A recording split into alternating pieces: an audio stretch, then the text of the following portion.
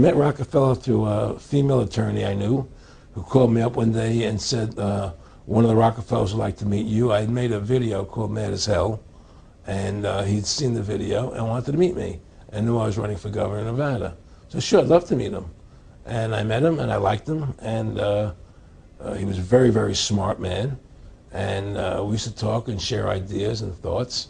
And he's the one who told me 11 months before 9/11 ever happened that there was going to be an event.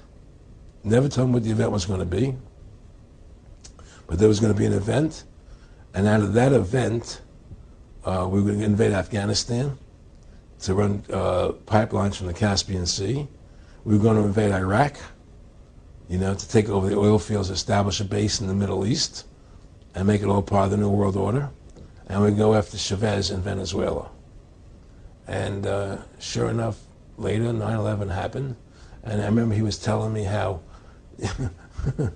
how you're gonna see soldiers looking in caves for people in Afghanistan and Pakistan and all these places, and there's gonna be this war on terror, which is no real enemy, and the whole thing is a giant hoax, you know, but it's a way for the government to take over the American people. He told you it was going to be a hoax. Oh yeah, oh yeah, there's no question. He says, there's going to be war on terror, and he's laughing. There's no, who are we fighting? I mean, why do you think 9/11 happened, and then nothing's happened since then? Do you think that our security is so great here that these people who pulled off 9/11, who were able to, can't knock down another plane? Come on, it's ridiculous. 9/11 was done by people in our own government and our own banking system to perpetuate the fear of the American people into subordinating themselves to anything the government wants them to do. That's what it's about, and to create this war, this endless war on terror. And that's why and that was the first lie. And the next lie was going into Iraq, you know, to get Saddam Hussein out with his weapons of mass destruction. That was the next lie. Now, specifically, this was a little over 6 years ago?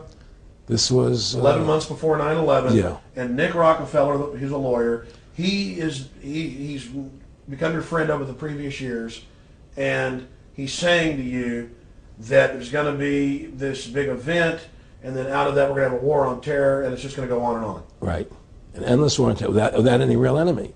That you can never, so you can never define a winner. And did he say that it's going to be perfect because you can't define an enemy? It just goes on and on? Yeah, because you can't define a winner.